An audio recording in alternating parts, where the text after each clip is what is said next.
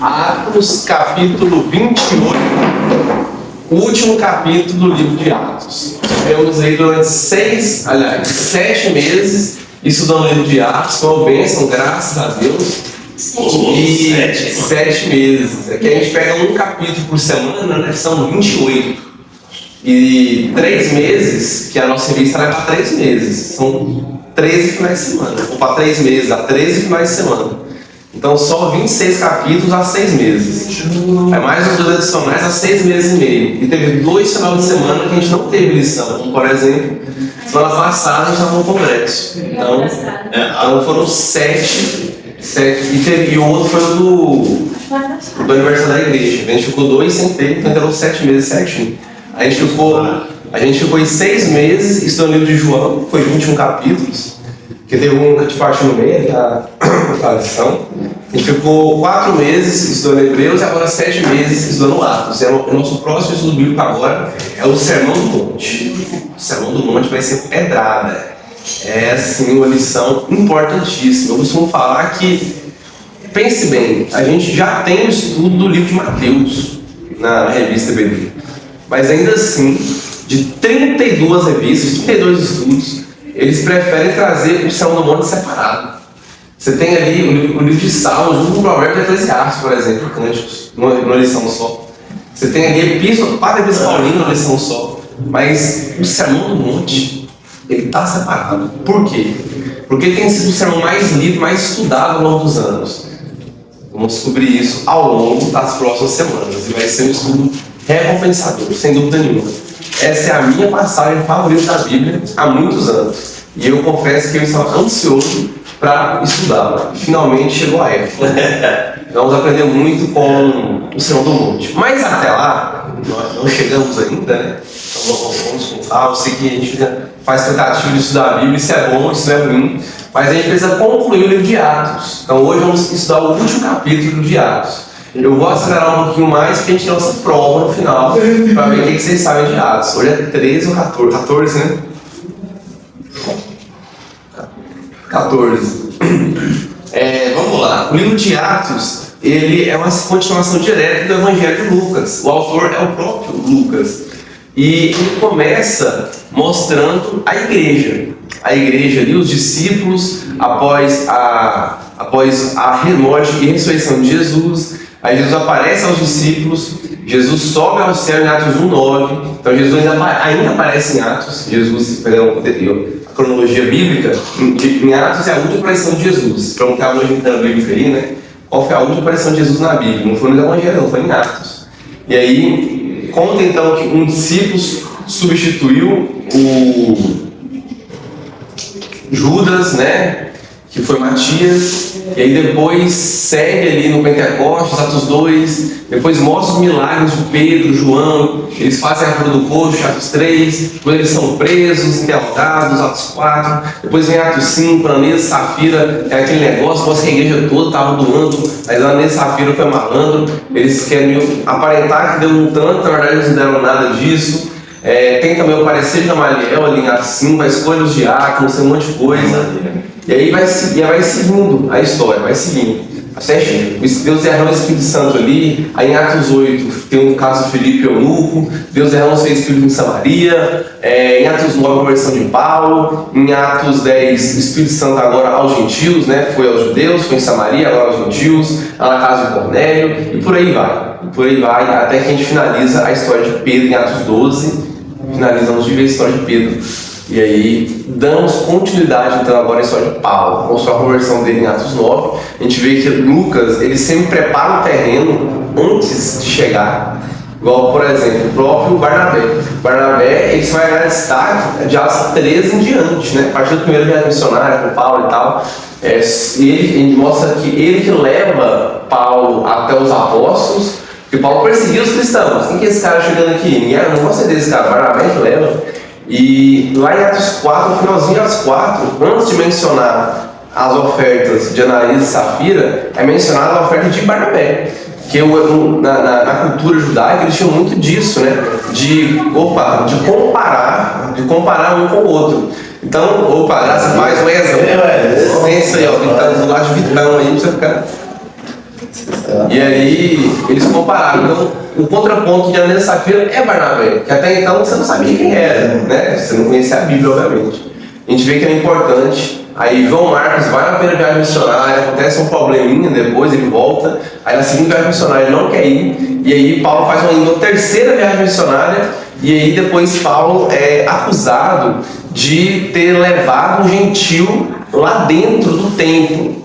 Tinha o ato dos gentios, que era o limite que eles iam passar, e tinha escrito em hebraico, em grego gigante também, que a maioria dos gentios eram gregos, falavam grego, era a língua do império na época, falando, ó, se passar daqui é pedrada, apedrejamento, não pode passar. Eles acusaram Paulo de levar o cara lá e ele não tinha levado. Porque eles tinham qualquer motivo para pregar o apóstolo Paulo. Paulo era cheio de haters. Por que Paulo tinha haters? Ele pregava a ressurreição de Jesus e que Jesus era o Messias. Eles não queriam aceitar que Jesus era o Messias. Para eles, Jesus era só um ser humano comum. Então, uma das primeiras heresias envolvendo o nome de Jesus era isso, era não aceitar que ele era Deus. E aí, não era só um rabino, Jesus não foi só um cara inteligente, foi só um sábio, um grande líder, um grande influenciador, um cara massa, um cara que influenciou. Não, ele foi só isso, ele é Deus. Ele foi tudo isso, mas ele é Deus. Ele é Deus, não podemos esquecer disso. Então, não negar a divindade de Jesus é negar uma doutrina fundamental e principal que tange a soteriologia.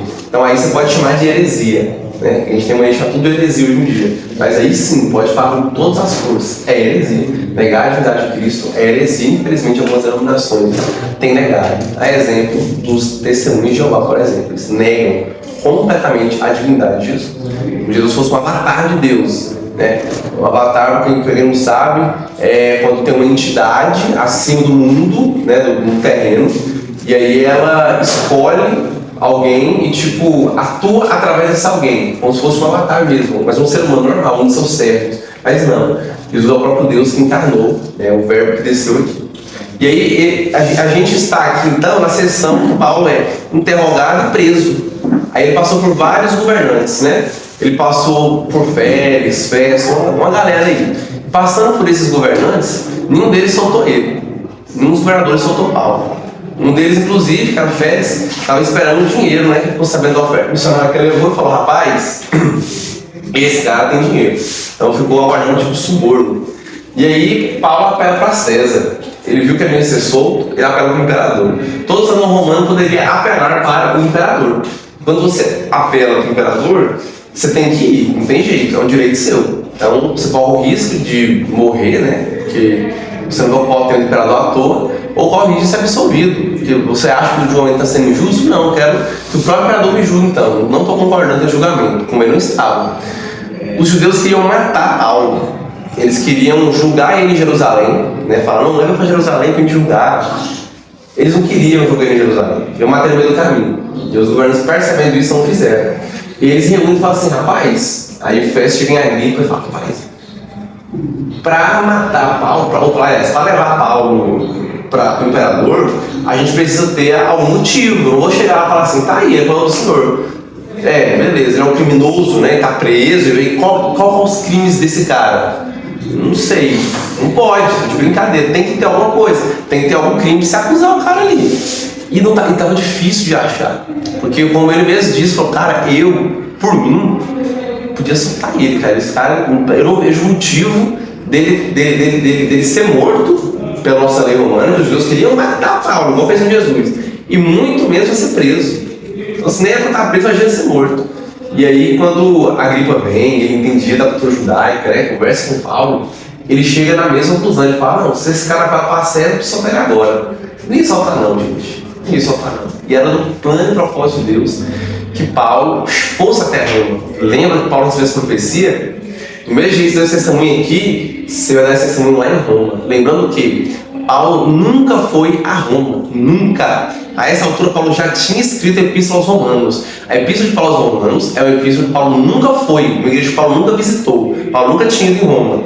E pela primeira vez ele vai pôr os pés em Roma. Estamos acompanhando a viagem de Paulo rumo a Roma. O livro de Atos se encerra quando Paulo chega em Roma. Você lê o livro de Atos, você fica assim, what? Acabou? Sabe quando tem uma série muito boa, que termina a segunda temporada cheia de pontas soltas? Você não vai ter uma terceira temporada, certeza. Tem até uma cena pós-crédito ali pra te engatar, né? Um cliffhanger insano, você não vai ter. Não vai ter, não. Foi cancelado pela Netflix. Não vou dizer que foi cancelado. A gente vai falar sobre isso quando chegar no final. E explicar também o porquê do final. Como é que eu digo o nome? Final imediato de Marcos, de Atos. Por que termina tão abruptamente, final abrupto, tipo, termina, peça um corte, do nada. Já vou adiantando que eu não acredito nisso, eu acredito como um final abrupto, tá? Eu acredito como um final pensado e bem feito, e amarrado. Eu não tenho essa leitura de um final do nada. Um corte seco, corte rápido, tramontina, como a gente pode encontrar em Romanos, é sensação. No final de Romanos você encontra. E, inclusive, após estudar o Sermão do Monte, o próximo estudo é o livro de Romanos. Você é pedrado também, sem dúvida. Vamos lá. Então, vamos para a lição. Então, dito isso, eles estavam viajando, tá só para agora na parte, no último episódio mesmo. Eles estavam viajando, indo em direção a Roma. Aí, a gente vê que Deus usa os meios humanos, né? E até um cara que era centurião, da guarda do imperador, para poder colocar eles um navio de cereais. E esse navio naufragou. Eles passaram por uma tempestade, o navio naufragou. Depois que o navio naufragou, eles desceram em terra, e a partir daqui, então, que nossa lição começa. Atos 28. Uma vez em terra, verificamos que a ilha se chamava Malta. Os bárbaros trataram-nos com singular humanidade, porque acendendo a fogueira, acolheram a todos por causa da chuva que caía e por causa do frio. Malta tem um significado legal, mas eu me esqueci o significado do nome da ilha. O significado legal é contextual, que tem a ver com a história. Malta era uma ilha bem pequena, só para vocês terem uma noção do tamanho que fala ilha, você imagina. Ela tinha 13 quilômetros por 29. Então é uma ilha bem miudinha, cara. Você tem noção do que é 29 quilômetros? Daqui em Hidrolina é 22, entendeu?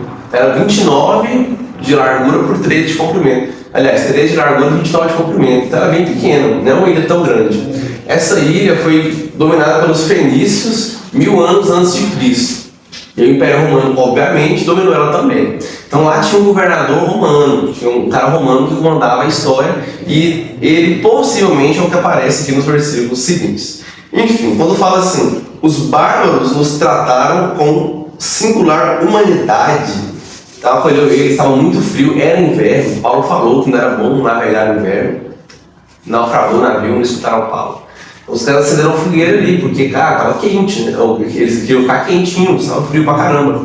E aí fala que os bárbaros acolheram eles de boa. Quem eram os bárbaros? Assim como os judeus falavam que todo não judeu era gentil, os gregos também chamavam todo não grego de bárbaro. A palavra bárbaro, inclusive, ela traz hoje em dia essa ideia, quem joga jogos aí, né? Fala de bárbaro, já pensa aquele cara que é forte, que entra em fúria, que não conversa muito, que ele só quer saber de dar porrada. Ele é DPS nos jogos. DPS é o quê? Dano por segundo. Normalmente é uma classe que dá muito dano, então o bárbaro vai explosivo, vai pra cima, dessa porrada em todo mundo. O bárbaro é isso, é pouca conversa, conversa é com o mago. O bárbaro quer dar porrada nos outros. Bárbaro significa ignorante. Ignorante. Se para o judeu, o gentil, era tipo um impuro, alguém que não vai ser salvo, alguém que não foi abraçado por Deus, um sujo imundo, para o grego, o bárbaro, alguém ignorante. Lembrando que a cultura grega, ela supervalorizava a sabedoria. Então você sabe, parabéns, você é alguém, você não sabe nada, você é um bárbaro. Você é bárbaro. Então os outros povos que não eram gregos, não eram helenizados, não tinha a cultura grega, né, helenística da época, eles eram considerados bárbaros. Então, quando ele chega aqui, ele menciona, segundo a cultura grega, que aqueles povos ali eram bárbaros. Uma ótima tradução foi sugerida por alguns teólogos também, estudiosos desse texto, é a palavra nativos. Muito provavelmente estava se referindo sim aos nativos da ilha de Malta, né? Os malteses, ok? Inclusive tinha até uma doença específica da ilha, até hoje existe, tá? A gente vai ver isso mais pra frente. Vocês podem até pesquisar lá, febre maltesa. Vocês vão ver mais sobre essa doença, incrível essa doença, cara. Uma doença específica da ilha, tem várias. Enfim, continuando então. Tendo Paulo ajuntado e atirado a fogueira num feixe de gravetos, uma víbora fugindo do calor prendeu-lhe-se a mão. Quando os bárbaros viram a víbora, pendente na mão dele, disseram uns aos outros: certamente esse homem é assassino, porque, salvo do mar, a justiça não deixa viver. Porém, ele, sacudindo o réptil no fogo, não sofreu mal nenhum, mas eles esperavam que ele viesse a inchar ou a cair morto de repente. Mas, depois de muito esperar, vendo que nenhum mal lhe sucedia, mudando de parecer, diziam ser ele um Deus. Cara, isso vai de água ao vinho, de 8 a 80 muito rápido, tá ligado? Paulo sai de um cara, de um moribundo, um cara que tinha que morrer, porque é muito azar. O cara escapa do naufrágio, o cara acabou de escapar do naufrágio. Deus, não, beleza, eu vou te levar pra Roma. Tome, tempestade. Tome, 2 semanas sem comer. Tome, naufrágio. Cheguei na ilha, glória. Frio, não, senhor. Bom, tome, frio de novo. Vamos fazer uma fogueirinha agora que eu tô de boa. Tome, picado no víbora. E aí? E aí, tá fácil? Isso tudo é num período curto. Essas pedradas são num período curto. Fora que você sofreu várias vezes. Ele dá um resuminho, né? Um resuminho de algumas coisas que ele sofreu. Quando ele fala isso, a carta e tal, isso, aos filipenses. Então, Paulo dá um resumo. Eu passei por muita coisa. Ele fala que já lutou com feras em Éfeso, no sentido de enfrentou pessoas, né? Tem o debate se ele se animais de fato. Provavelmente não, se era pessoas mesmo, não animais. Mas poderia ser feras do campo, ele lidava com isso quando caminhava. Naufrágios, foi picado por uma cobra, cara. E aí Paulo é picado por uma cobra. E aí, notem que eu espero que esteja na cabeça de vocês justiça com J maiúsculo. Perceberam? Aqui a ideia é trazer a justiça como uma divindade, era como se fosse uma deusa. Eles estão apontando a deusa da justiça, a personificação da justiça, como se a justiça em pessoa tivesse vindo ali no punir ele. Falou, rapaz, era para ele morrer. Por algum motivo, a justiça falhou, né? Ele não morreu. Aí a justiça tarda, mas ela não falha. Falar para grego, a justiça esqueci agora também. São 5 letras só. Uma bem curtinha. É diaca, se não me engano. Diac. Enfim, eu esqueci. Então, ela é como se fosse a justiça, a personificação da justiça. Ela veio para punir ele. Ele vai morrer. Então, eles viram a cobra no braço dele, assim, pendurada. Ele fala para sacudir no fogo, né? Chegou assim no fogo. Toma aí, o melhor fogo e a cobra se cai. Então, tirou a cobra de vez ali. Não sei se mataram ela, não fingi isso, espero que tenham matado. Né? E aí, alguns, para tentar justificar o milagre, a gente até falou um pouco sobre isso ontem, que muitas pessoas tentam humanizar, explicar cientificamente os milagres de Jesus, que é mostrar que não foi um milagre, assumir de alguma forma, falaram que essa cobra não era venenosa. Então por isso ela não morreu. Não, gente. A cobra era venenosa. Ah, mas você sabe, não dava lá? Como é que você afirma que ela não era venenosa? Então, você daria de mal? Você já viu as cobras típicas de lá? E outra, as cobras típicas daquela época. Porque acredito que as cobras daquela época não são as mesmas hoje em dia. Foi feito um estudo, poucos séculos depois, não falando nem de agora não. E já viu que mudou muito o bioma da região. Né? E no frio, como as cobras têm sangue frio, elas buscam calor. Porque senão elas ficam sem movimento. Elas podem travar, literalmente. Então era comum que eu tinha uma fogueirinha ali, opa, a cobrinha, ó, fogo nosso cana é pra lá, meu amigo. Mas a gente sabe que essa cobra é venenosa porque a palavra víbora indica uma cobra venenosa. A palavra víbora não é usada para uma cobra que não tem veneno, então isso não faz sentido. Segundo ponto que mostra que a cobra era venenosa. Os malteses, os habitantes da ilha, os caras que estão lá, que conhecem as cobras, olhou para aquela cobra e falou, morreu, é azarado, né? Justiça veio e pegou o cara, já era, vai morrer. Se não fosse uma cobra venenosa, eles não teriam falado, nem estariam ter subido. Para que eu não precisa colocar aqui? Fala também que eles falaram até um tipo de efeito do próprio veneno da cobra, que é inchado. Sim, Lucas, como bom médico, a gente vê nessa sessão aqui o tempo todo, ele relata de forma médica a situação. Bem lembrado, então. E eles, no terceiro ponto, ainda apontam um sintoma característico daquela cobra. E vai inchar e morrer. Então, cara, não tem como, a cobra era venenosa. Aí você vê que sempre tem, em cada passagem bíblica, cara, sempre tem várias linhas de pensamento que são pura viagem. Que é assim, parece a situação que eu tenho um cara, no século XVIII, pegou a Bíblia e falou, rapaz, eu descobri um negócio que ninguém, em 1800 anos de história da igreja, nunca descobriu. Eu sou o cara, pra você ver, isso na verdade significa isso. Tá todo mundo errado. Moisés, que escreveu o Pentateuco, século XIX, está errado? Não. E quem disse que foi Moisés? Se ele morreu, como ele escreveu o final do Deuteronômio? Não vê que a escrita é bem diferente do resto do Pentateuco todinho. Então, cara, não caia em TikToker do século XXI, mais de 2 mil anos de igreja, não revelaram alguma coisa, mas esse cara, esse filho de Deus, que eu duvido que ele tenha uma prática de estudo bíblico, de leitura bíblica, que ele consulte os melhores manuscritos, que ele consulte a língua original, que ele veja os comentários dos melhores comentaristas ao longo da história. Eu duvido que esse cara consulte. Ele descobriu, porque ele é o cara. Esse cara é o cara. Porque a Bíblia não está escrita ainda, né? Porque Deus pode revelar através dele. A gente pode ter outro livro. Obrigado, João. Ainda por cima, ele em menos de 5 minutos, uma coisa que eu não poderia demorar de 1, 2 ou 3 horas para explicar por fato da Bíblia, com provas e dados, que ele vai explicar em poucos minutos. Isso que eu acho engraçado. Tem um vídeo de Iago Martins. Melhor ainda, né? Que o cara acredita em outras tantas coisas. Mas não acredita, não, mano. Tem 17 mil, né? Né, 5 mil e tanto. Você postou lá. Ela é 25 mil. 25 mil. Mas falando de Jesus, né? Ah, Falando da tá. Bíblia, para reconstruir a Bíblia, tem mais 5 mil antes da Bíblia. Agora de Jesus, é aqueles índices que é de Jesus, mano. Aí ele acredita com 5 mil documentos.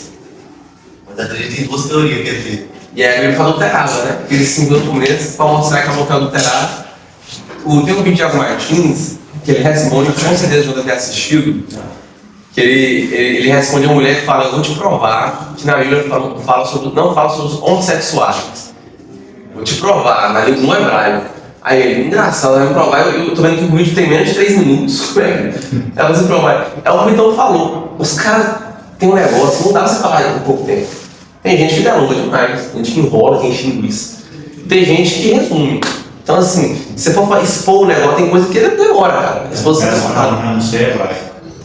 Aí ela, isso, e ele critica, beleza. Então ela acabou de falar que ela não tem perícia na língua original e vai provar no hebraico, na língua original. Ela falou: eu não sei no hebraico, mas vou te provar no hebraico que a Bíblia não fala sobre homossexual. Cara, então assim, ao nível que a gente chega, o pior, o povo come isso. O povo come isso, o povo assiste, o povo aceita. Não dá, cara. Não dá. Com bons bererãos, precisamos aceitar isso. Tem que conferir se está de acordo com a escritura. Não aceite o TikToker que não sabe hebraico te convencer um texto no hebraico, pelo amor de Deus. Aí é igual o Martins falou, quando foi traduzir a Bíblia do hebraico para português, uma porrada de pessoas que são peritos em hebraico, né, tipo, saiu da vida, que estudou a vida inteira hebraico, traduziram errado. Mas me desculpe, esse TikTok aí de 20 e poucos anos, ela assim, ela que não lê a Bíblia, que não sabe nada de hebraico, ela chamou de desenho, velho. Era uma letra, cara. As letras hebraicas parecem desenho, parecem runas, acho que um desenho. Ele vai à loucura também, fica à loucura aquilo ali. Então, não dá. Não dá. Se bem que ela nem sabe que é hebraico, você não direito para a esquerda, nem isso se bem que ela sabe. Então, muito cuidado, viu? Então, sempre vai ter essas linhas de pensamento bem aleatórias, que você não tem que dar importância para elas. Essa é só mais uma delas. A serpente era venenosa, continuando. E é perigoso ter nessas linhas aí. Demais. Demais na cabeça. E tem gente que gosta, cara, do novo, né? Gosta do que é novo, aquilo que fala: ah, não, tu só fala, conta isso aqui, ah, nunca tinha ouvido esse texto. Às vezes realmente é algo que você nunca tinha ouvido, mas o texto realmente vai dizer aquilo, mas nem sempre. Às vezes o texto já tem, é aquilo mesmo, né? É o que é repetitivo, você ouviu e sabe. E aí a novidade não pode comer esse coração. A gente tem que, a verdade de Deus tem que comer esse coração, não a novidade. E aí eles depois, quando vê que foi um milagre, Deus salva Paulo da morte, de novo. Paulo então fica bem. Aí eles olham: rapaz, esse cara é um Deus. Tem lógica, não. É um Deus que está aqui no meio de nós. Por isso que ele sacou do naufrágio. Por isso que a Paulo matou ele. Saudemos esse Paulo. É um Deus. Se refere aqui a qualquer Deus, né? Sim, é porque eles acreditavam em vários deuses, né? Os gregos. Zeus, Poseidon, Hades, Hermes, Apolo. Então, para eles, Tá certo. ele era só um Deus. Não estaria estranho se tivesse um Deus com D maiúsculo. Isso, exatamente. Eu observar um D minúsculo, que é tipo como se fosse um dos deuses do panteão. É impossível não fazer um paralelo aqui com o que acontece lá em Atos, capítulo 14, em Listra, quando eles estão, Paulo e Barnabé estão lá, Paulo e Silas, aliás, eles são comprados a deuses, vocês se lembram? E falam que Paulo era um deus, né? Era Hermes, um mensageiro que pregava, e era Zeus, que era o próprio Zeus encarnado, que era o deus dos deuses, na cultura grega era Zeus, né? Tanto que é bem parecido com Deus, o nome Zeus, que coincidência. Então, assim, compararam Paulo à divindade. E aí, depois disso, também foi de 8 a 80 muito rápido. Depois disso, eles apedrejam Paulo e morrem. E Deus ressuscita ele. E aí, que mais uma vez, só que na ordem reversa, primeiro Paulo morre, aí eles acham que ele morre, porque ele ia morrer. Aí eles acham que ele é um nada, é um boçal ali. E aí depois Deus ressuscita ele, vamos dizer assim, figuradamente. E depois eles enaltecem ele, acham que ele é Deus. Então a gente tem esse paralelo com essa história aí. Continuando, senão eu quero pôr um pouquinho mais. Perto daquele lugar havia um sítio pertencente ao homem principal da ilha, chamado Públio, a qual nos recebeu e hospedou benignamente por 3 dias.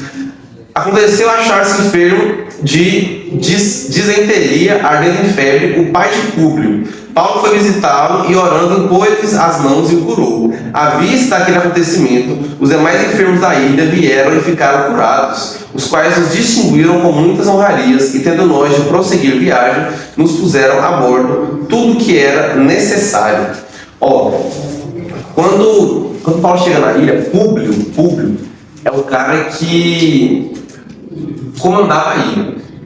Tem 2 possibilidades. Uma, ele era um romano, um governador romano, que era responsável por aquela região, porque era da região de Sicília, ok? Ou 2, ele era um nativo, né, que era tipo líder lá, ainda que tinha sim um governador romano ali. Então, ou foi o governador romano da região, ou foi o cabeça dos nativos, né, dos bárbaros daquela região. De qualquer forma, o responsável pela ilha, em um desses aspectos, sendo mais provável um governador romano mesmo, dentro do nome também. E o seu, aqui diz que o pai dele, né, estava com febre, com desinteria. Isso aqui é a febre maltesa. A febre maltesa, ela era oriunda do leite da cabra das ilhas maltesas. Então, tem alguma espécie de bactéria especial no leite delas. E aí, você adquirir essa febre quando? Ingerir ele cru, né, sem ferver. Então, fervam o leite. Você hoje pode pegar uma doença, não a febre maltesa. Você pode pegar. Ou ingestão direta de algum líquido, né, oriundo dos corpos ali do animal. Ela é uma doença que é transmitida do animal para o ser humano. E aqui Lucas, mais uma vez, a gente vê com uma linguagem médica, cara, assim, ele relatando as coisas. Ele cura. Deus cura através de Paulo. E aí os caras olharam e viram esse milagre e pensaram, caraca, realmente é um céu de Deus. Ao cabo de 3 meses, embarcamos num navio alexandrino que invernara na ilha, que tinha por emblema Dióscuros. Tocando em Siracusa, ficamos ali 3 dias, de onde, bordejando, chegamos a Régio. No dia seguinte, tendo soprado o vento sul, em 2 dias, chegamos a Puteoli, onde achamos alguns irmãos que nos rogaram que ficássemos com eles 7 dias. E foi assim que nos dirigimos a Roma. Finalmente indo para Roma. Tendo aí os irmãos ouvido notícias nossas, vieram ao nosso encontro até a praça de Apio e as 3 vendas. Vendo-os Paulo e dando por isso graças a Deus, sentiu-se mais animado. Então agora, finalmente, Paulo põe os pés em Roma, a nossa cronologia da história de Atos. Finalmente, no final, no último capítulo, passou metade do capítulo e chegou. Aqui, Lucas, ele acelera, ele resume a viagem. O foco agora vai falar aconteceu na viagem. Claro que teve coisa interessante, com certeza, mas não foi necessário. Deus não quis que estivesse aqui esses relatos. Então, segue um monte. Quando fala aqui Dióscuros, né, que eles entraram no navio alexandrino, lembrando que Alexandre Grande tinha governado, né, tinha conquistado muitas terras. Antes do Império Romano era o Império Grego que dominava. Então, Alexandria, inclusive, estava de homenagem a ele, enfim. Tinha um navio alexandrino que ele tinha Dióscuros como emblema. Quem foi Dióscuros? Dióscuros eram deuses gêmeos da cultura grega. Então o navio era grego, o navio alexandrino significa que o navio era grego. Normalmente, eles colocavam na frente do navio, vocês já viram que é sereia, um monte de coisa, eles colocavam os 2, ou, né, pensa que nesse aqui no grego são 2 palavras, né, separado. Colocaram um irmão gêmeo de um lado e o outro do outro, ok? Quem são esses irmãos gêmeos? Drúlix. Eu esqueci o nome do outro agora. Tem base, gente. Aí tá Castor e Pulus. Pulox. Isso, castor e Pulox. Boa. Algumas versões já trazem, né? Sua NVI, né? Algumas versões mais recentes já trazem o nome deles, já separam. Castor e Pulox. Referência aos gêmeos. Referência aos gêmeos. Esses gêmeos, a história deles é o seguinte. Zeus teve um caso com a rainha espartana. Quem assistiu Esparta aí viu, né? Lembra que Zeus vem em forma de um animal lá, essa é a mitologia deles. Então, aí ele teve 2 filhos dali. Só que um era filho de Zeus mesmo, ele era um semideus, o outro não. O outro era filho do rei de Esparta, né? Porque ela trai rei com Zeus, né? Na história deles é assim. E Zeus vai falar de um ganso, né? Bizarro. Aí nasce de 2 ovos, os irmãos gêmeos, filhos com pais diferentes. É a mitologia, né? Nasce de um ovo. Cada um nasce de um ovo, aliás. E aí, um deles, agora, se eu não me engano, Castor, que era o semideus, e Pulox não. Pulox morre, ele pega uma doença e morre. Aí Castor pede a Zeus que ele dê um pouco do seu sangue para poder, qualquer semelhança não era coincidência, poder ressuscitar e salvar as pessoas. E aí Zeus não faz isso, transforma eles em constelações. E essa é a história que eles dão para a constelação de gêmeos que a gente tem. Né? Você consegue observar, parece realmente, sabe aqueles desenhos de quinta série, quando você desenha, faz um círculo, um pauzinho assim para ser o corpo, 2 para ser a perna e 2 para ser o braço. Você consegue ver esses 2 de mão dadas, assim, é legal a constelação de gêmeos. Então eles têm essa história. Mitologia da época, a gente vê que esse paganismo ele era muito presente. Né? Nem por isso Paulo deixou de entrar no navio. Eu não vou entrar no navio que tem Castor e Pulox no bordo do navio. Não vou entrar, não vou. Bora, eu não adoro eles mesmo. Vou entrar aqui e vou seguir viagem. Paulo chega em Roma. Então vamos lá? Uma vez em Roma, foi permitido Paulo morar por sua conta, tendo em sua companhia um soldado que o guardava. Esse soldado, ele era da guarda pretoriana. O que era a guarda pretoriana? A guarda individual do imperador. Um dos soldados da guarda individual do imperador ficou ali com uma espécie de tornozeleira humana, né? Não tinha tornozeleira eletrônica naquela época, então uma espécie de tornozeleira humana, vigiando o apóstolo Paulo ali. Geralmente eles revezavam esse guarda, obviamente, né? Trabalho do cara é vigiar Paulo, né? Os dias mais bem ganhos da história, fácil. O trabalho que esse cara dava. E Paulo foi domiciliar. Na verdade, Paulo ele tinha umas regalias, ele usufruía de uma certa liberdade quando ele estava preso. Ele prega o evangelho quando está preso. Então, ele não ficou preso, prisão, calabouço nessa época. Muitos epístolas foram escritos quando ele estava preso aqui em Roma nesse período.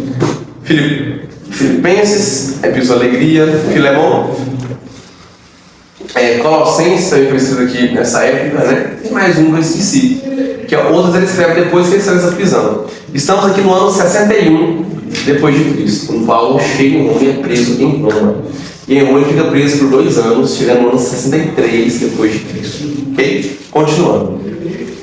3 dias depois ele convocou os principais judeus e quando se reuniram eles disse: varões e irmãos, não havemos feito contra o povo, contra os costumes paternos, contudo vim preso desde Jerusalém, entregue nas mãos dos romanos, os quais, havendo-me interrogado, quiseram soltar-me sob a preliminar de não haver em mim nenhum crime passível de morte. Diante da oposição dos judeus, senti-me compelido a apelar para César, não tendo eu, porém, nada do que acusar a minha nação. Foi por isso que vos chamei para vos ver e falar, porque é pela esperança de Israel que estou preso com essa cadeia. Então eles disseram: nós não recebemos da Judéia nenhuma carta que te dissesse a respeito. Também não veio qualquer dos irmãos que nos anunciasse ou dissesse de ti mal algum. Contudo, gostaríamos de ouvir o que pensas, porque na verdade é corrente a respeito dessa seita que por toda parte ela é impugnada. Ou como está na sua versão, G.S. o versículo 22, por favor. Todavia queremos ouvir da sua parte o que você pensa, pois sabemos que por todo lugar há gente falando contra essa seita. Sim, sobre essa seita. O cristianismo é tratado como mais uma seita, né? Mais uma divisão ali dentro do judaísmo, mas não era. Essa ruptura já aconteceu, essa cura, tá? Eu já fui falar para você da história de Asa, vai ver na ruptura. Onde eles foram chamados pela primeira vez de cristãos, essa pergunta ontem, né? Vai em Antioquia. Então eles separam, são chamados de cristãos pela primeira vez. Então, o cristianismo é bem diferente do judaísmo. Obrigado, Fábio. Ele é a conclusão do judaísmo, inclusive. É o judaísmo perfeito. 3 dias depois de chegar, Paulo já vai direto falar com os principais judeus. Paulo mantém o costume. Primeira coisa que ele fazia, ele evangelizar uma cidade. Tem sinagoga? Vou lá. Primeiro vamos pegar com os judeus. Ele vai falar isso aí em Roma, né? O evangelho. Primeiro para o judeu, depois para o gentil. Como assim? Eu já primeiro para eles? Eles tiveram a revelação primeiro. Bem primeiro, inclusive. Enquanto o povo gentil nem sabia que existia um Messias, os judeus já sabiam que iria existir um Messias, que é a esperança de Israel, que Paulo fala aqui, né? Você não acusado está da esperança de Israel, está do Messias, que acredito que ele já veio. Por isso, eu não fiz nada de mal à nossa nação. Ele foi para os judeus, depois ele prega para os gentios, ok?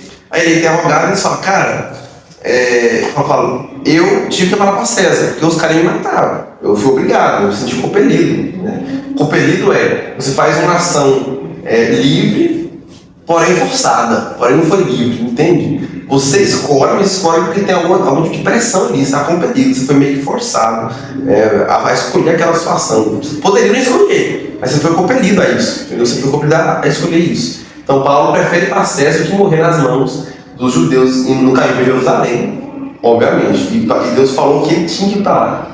Então, ele sabia que ia chegar de um jeito ou de outro.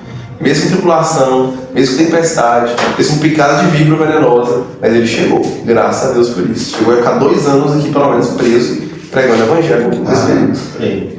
E aí os judeus... 2 anos preso, mas tipo assim, preso dentro da casa que saía. Ele era prisioneiro de Cristo, ele falava, não dos romanos. Ele ficou em prisão domiciliar. Mas tipo, ele podia sair... Levemente, mas ele recebia visitas. Aí ele pregava. Pregava. 1-0 para Deus. 1-0 para Deus. Paulo teve muita liberdade, porque eles não trataram Paulo como criminoso. Entendi. Entendeu? Mas Achei quando você falou. Achei que quando você tinha falado que ele ia ficar preso 2 anos em Roma, achei que ele tinha uma prisão. Mas depois que deu aqui sobre ele prisão numa casa, não ia. Ele morava por sua conta, ou em algumas versões, uma casa que ele alugara. Isso ele se bancou. Ele, com o dinheiro dele, ele arrumou uma casa que ele morava, entendeu? E ele foi um domiciliar. Mas ele também tinha uma certa liberdade de sair, ele ia acompanhar, tá? Mas ele mais recebia também. Mas isso foi bom pro evangelho, né? Como Paulo mesmo fala, que ele era prisioneiro de Cristo e não dos romanos. E eu sou prisioneiro de Cristo, estou aqui com Jesus, se eu estivesse aqui. Entendeu? Eles se tornaram prisioneiro de Jesus. E aí os caras falam, Paulo, eu não ouvi. Quem ficou atualizando ele do que acontecia em Roma, que ele escreveu aos romanos antes de chegar lá, então ele teria que ter recebido alguma informação, né, para poder escrever para Roma, ou não? Tem que ter. Eu não sei quem, talvez o estudo aos romanos a gente não vai ter essa resposta. Mas ele sabia, de alguma forma ele sabia. Paulo tinha contato com a galera ali, né? Ele inclusive tinha romanos. Como que tinha judeus convertidos ali em Roma? Tinha romanos pentecostes, acreditas? Tinha várias nacionalidades, então é muito difícil não ter um romano ali. É pouco provável não ter um romano ali. É a capital, onde tem mais gente. Então, possivelmente algum romano convertido. Então, tinha judeus romanos, né? E alguns deles estariam pentecostes, converteram ao caminho, né? Ao cristianismo. Alguns desses judeus romanos. Então, eles voltam para lá, e aí Paulo recebe, talvez com carta, era muito comum as epístolas, né?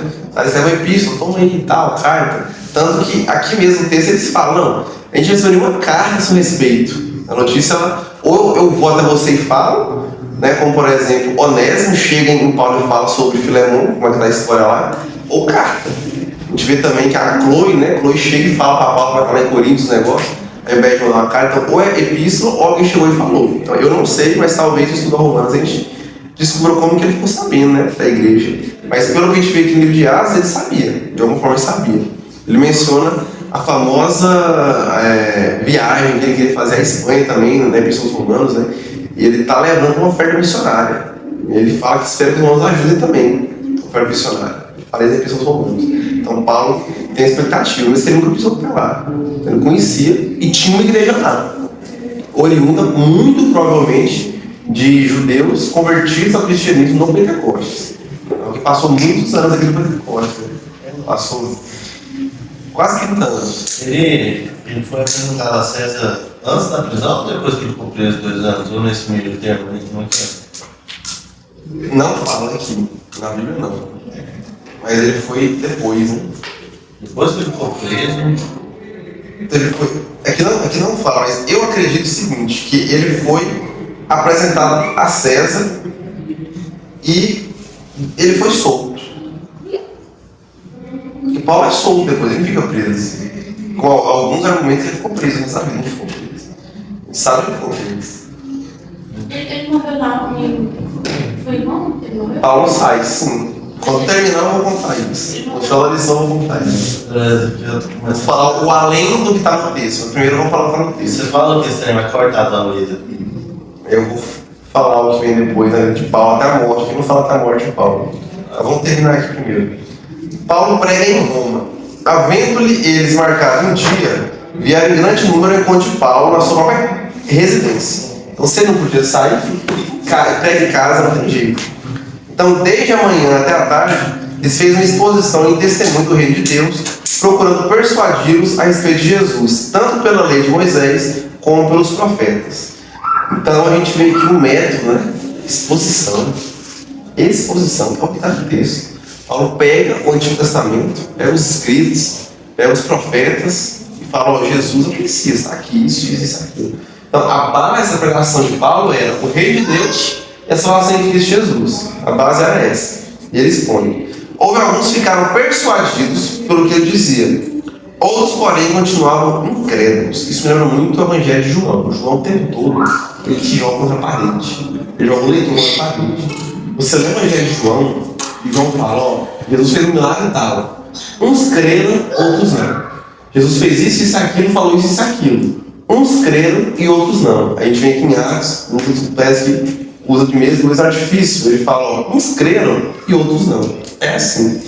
O mesmo fogo que derrete a cera é o mesmo fogo que endurece o barro. Quem você é diante do fogo? Você é aquele que endurece o coração com o barro ou é como a cera, que recebe abertamente a mensagem do Evangelho? Às vezes a gente tem um coração endurecido, né? A gente absorve a mensagem direito, mas a culpa é nossa. Uns creram e outros não. E havendo discordância entre eles, despediram-se, dizendo, Paulo, essas palavras. Bem falou o Espírito Santo a nossos pais, por intermédio do profeta Isaías, quando disse, Paulo vai citar aqui Isaías capítulo 6, versículos 9 e 10. Vai a este povo e dize, de ouvido ouvires e não entendereis, vendo vereis e não percebereis. Porquanto o coração desse povo se tornou endurecido com os ouvidos, ouviram tardamente e fecharam os olhos, porque jamais viram com os olhos, nem ouçam com os ouvidos, para que não entendam com o coração e se convertam, e por mim sejam curados. Então, é uma profecia bíblica acerca dos judeus. Os judeus não iriam ouvir. Como aconteceu? Paulo lembra muito de Jesus, quando ele menciona as profecias, ele vem impetuoso e relata isso muito bem.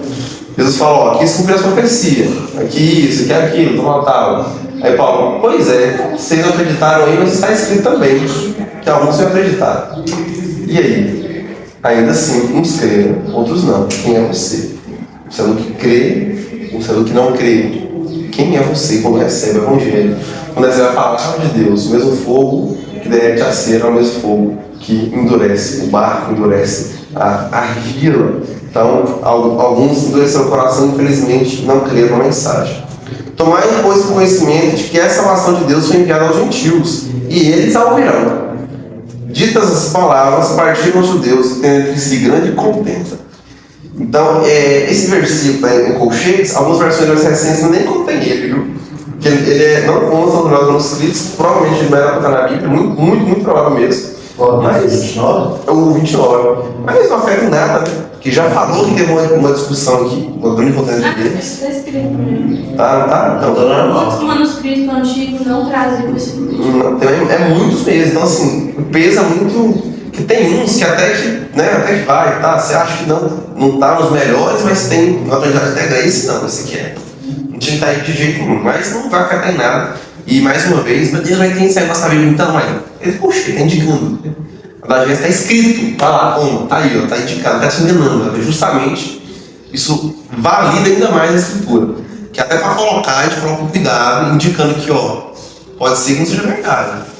Mas muita coisa no mundo aí é validada por muito menos achados arqueológicos, muito menos. A gente tem essa regalia de ter essa riqueza de achados arqueológicos, poder comparar os textos bíblicos e ver quais realmente podem ser da Grécia, ou se foram adulterados, ou se realmente manteve originalmente. Com mais de 90%, sem dúvida nenhuma, está preservado exatamente como era. E esses é 97%, se não me engano. Esses 3% que está assim, é coisa de acento, não é coisa que vai alterar de forma bruta ali o sentido do texto. Tem poucas coisas, e essas coisas são bem estudadas e bem explicadas, inclusive. Okay? Então, para finalizar, os 2 versículos. Por 2 anos, Paulo permaneceu na sua própria casa, que alugara, onde recebia todos que procuravam, pregando o reino de Deus e com toda a intrepidez, sem impedimento algum, ensinava as coisas referentes ao Senhor Jesus Cristo. Então, Paulo aqui prega sem nenhum tipo de impedimento. Ele estava preso, repito, sem nenhum tipo de impedimento. Ele prega o evangelho que você deve pregar.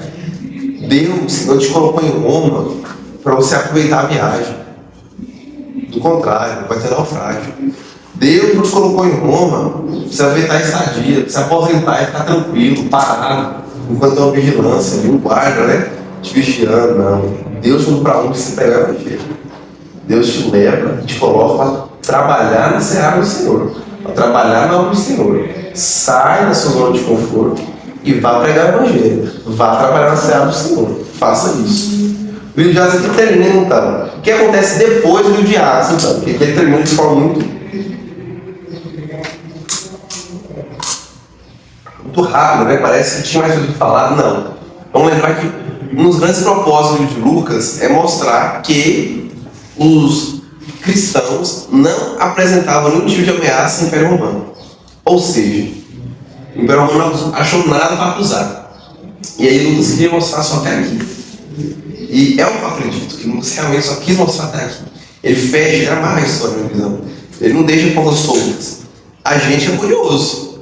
A gente quer saber. E a gente tem material, né, tanto material secular, arqueológico, quanto escritos do próprio Paulo, nas suas epístolas, que indicam como foi um pouco da vida dele até a sua morte. Então Paulo fica preso em Roma por 2 anos. Quando ele fala 2 anos, indica que ele foi solto depois. Então ele chega em 61 depois de Cristo e sai em 63 depois de Cristo.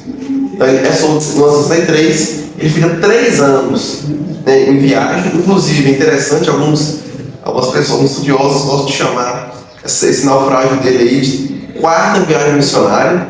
Por que 4ª viagem missionária? O que é uma viagem missionária, primeiramente? O que é uma viagem missionária? É uma viagem com propósito missionário, propósito de evangelizar, propósito de pregar o evangelho, propósito de pregar Cristo para as nações. Então eu viajei com esse propósito. Mas Paulo não viaja nesse propósito, ele viaja porque ele está preso, ele viaja para Roma, para a cadeia. Então ele não está viajando para pregar.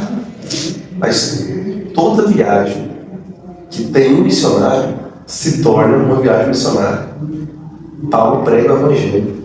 A ilha de Malta viu e testemunhou um sinal de cura em massa da fé maltesa. O próprio Paulo que era para morrer, e ele prega o evangelho. Em todo lugar que ele passou, ele pregou o evangelho. Então nesse resumo de Lucas aqui, pode ter certeza que ele pregou o evangelho. No próprio navio, inclusive. Toda viagem que tem um missionário se torna missionária. Fernando Brandão, quando foi a Anápolis ano passado, o último Pli Global, em novembro, ele falou a seguinte frase, abre aspas: onde chega um batista, chega um missionário, fecha aspas. Está no nosso sangue, a identidade missionária. Está no nosso sangue, o ID, o pregar o evangelho a todas as nações, está no sangue batista. Onde chega um batista, chega um missionário. Você chegou na faculdade nova, é para chegar um missionário lá naquele lugar. Está no emprego novo, chegou um missionário naquele lugar. Chegou numa cidade, então tem um missionário naquele lugar. Onde você estiver, lá vai ser um campo missionário. Onde você estiver. Então por isso é apelidado. Claro que eu não conto como viagem missionária. Para mim a 4ª viagem missionária é essa, que ele faz após sair. A gente não tem disso livro. Mas eu acho interessante esse apelido, né, esse reconhecimento de 4ª viagem missionária, né, por esse aspecto, pela aplicação que traz para a nossa vida, pela reflexão que traz de, sim, onde eu estiver viajando, tem que ser uma viagem missionária. Preciso levar esse evangelho para outros, cara. Não pode ficar só comigo. Preciso pregar e falar que Jesus salva.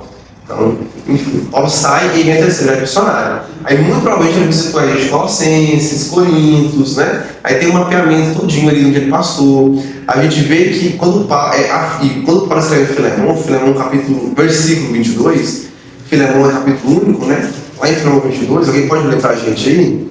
Paulo preso em Roma, o que ele escreve? Só para rebater quem fala que Paulo ficou preso, não ficou preso. Primeiro argumento. Aqui fala que ele ficou só 2 anos preso. Ele morreu nesse período. Ele morre de 4 anos ainda. E lá em Filemão 22, Paulo diz... Quarto viagem de Paulo? Não, Filemão 22. Além disso, prepare um aposento, porque graças às suas orações espero poder ser substituído a vocês. Não, ser restituído a vocês. Isso, esse ser restituído é o quê? Ser a cadeia, né? Paulo estava com esperança que ele ia sair. Quando ele escreve isso, era mais no final dos 2 anos, ele estava quase saindo da prisão de Roma. Dá pra ver aqui a viagem de Paulo, os Romanos, terceira viagem de Paulo. Aí tem Ah, o seu tem aí, o mapinha. Ah, boa. Qual que é a segunda? Essa é a quarta aí, fala da quarta. Não, esse no caso a quarta é que vai pra Roma? Ou não? Depois que ele sai de Não, Roma. não tem. Só tem até Roma, tem a primeira viagem de Paulo, segunda viagem de Paulo, terceira viagem de Paulo e viagem de Paulo a Roma. E depois isso acaba. Viagem de Paulo a Roma, porque é a quarta, né? Entre aspas. Mas não chamou de quarta, eu gostei. Esse aí. Não, ele dá mostra os traços aqui, né, que ele passou. É muita cidade, né? Isso é legal, isso é legal, hein, cara? Legal, resumão aí, ó. Então, Paulo sai, prega o que ele falou para Filemão, tem esperança de ver vocês. Então, provavelmente ele foi ver Filemão, sim. Então, ele vai em várias igrejas. É nesse período de 3 anos, é quando Paulo escreve a Epístola a Tito, quando ele escreve a primeira Epístola a Timóteo. E aí depois ele é preso de novo, porque Nero ficou maluco da cabeça, Nero persegue os cristãos, e Paulo é preso no ano 66. E no ano 67 ele é morto, decapitado, em Roma. E pouco antes dele morrer, ele escreve a segunda Epístola a Timóteo. Assim como ele escreveu esses 22 de Filemão, falando: eu sei que vou ver você em breve, vou ser restituído a vocês, eu vou estar aí daqui a pouco. Né? Ele era da igreja de Colossenses, né, Filemão? E aí ele vai em Colossos, da mesma forma, Paulo estava preso em Roma. Ele escreve a Timóteo: combati o bom combate, guardei a carreira, venci pela fé. E eu estou morrendo. Você vê o tom de despedida. Você vê esse Timóteo ali, Paulo se despedindo, cara. Ele sabia que ia morrer, ele sabia. Então é a última das epístolas que Paulo escreve. Né? Essa é quando ele é preso de novo, é a segunda prisão de Paulo a Roma. Aí tem gente que fala, cara, primeiro não foi não, gente, pelo amor de Deus. Foi a segunda prisão dele a Roma.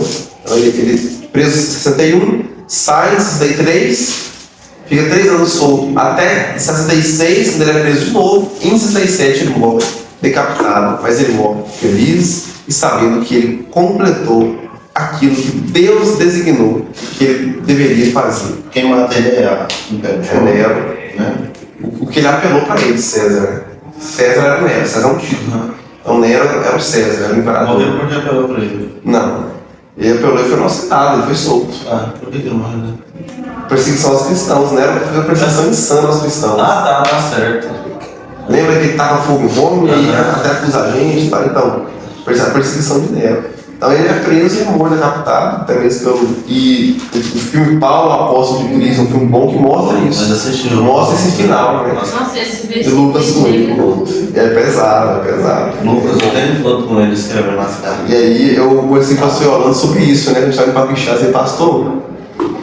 Paulo, só me confirma uma coisa, Paulo realmente, ele morreu sozinho, ele só Lucas esteve com ele, assim, e o povo poderia visitar ele, não foi, ele falou assim. E muitas vezes o ministério é isso, muitas vezes o pastor está com todo mundo, mas nem todo mundo está pelo pastor. Muitas vezes o missionário está todo mundo, mas nem todo mundo está pelo missionário. Só Lucas ficou com ele. E glória a Deus que teve um Lucas que ficou com ele. Quem será seu Lucas? Quem é casado tem marido e mulher. Mas suponho que esteja viúvo ou fora da celibato. Quem será seu Lucas? Quem será o seu companheiro, o seu fiel, que vai estar com você ali até o último momento? Deus, porque nem casado você pode confiar se a mulher vai estar com você ou o homem vai estar com a mulher. Nem casado pode confiar, né? E pode estar viúvo ainda, né? Pode estar. Deus nunca abandonou Paulo. Mas eu falo assim, uma Quem pessoa. abandona é Deus, que Sempre está com a gente. O resto, o ser humano não é confiável. Né? nessa vida que nós vivemos hoje em dia, filho, não pode confiar em ninguém. Você acha que a pessoa está ali com você, mas por trás dela está te apunhalando. Tá armando alguma coisa. Em parente você pode confiar, ou é você e Deus, ou não é você sozinho. Se você não tiver apresentação, se você não tiver ele, você não tem ninguém. É verdade. Por isso que a gente sabe muito bem quem a gente agora. Aprendi muito, confiava muito nas pessoas, achava que todo mundo era. Era que nem você. Esse é o problema. Que você é de confiança, você acha que as pessoas são assim. E que Deus nos abençoe. Temos muitas aplicações aqui no livro de Atos, muitas. Mas pegando essa lição aqui em específico, pregue o evangelho onde quer que você esteja. Confie no Senhor, como a gente está falando aqui agora. Não deixe de confiar em Deus. Porque se Deus prometeu, Ele vai cumprir. E Deus prometeu a Paulo que ele chegaria em Roma, e Ele chegou. Então confie que é Ele que te protege, é Ele que te guarda, é Ele que te capacita para fazer a sua obra que Ele mesmo te chamou. Amém?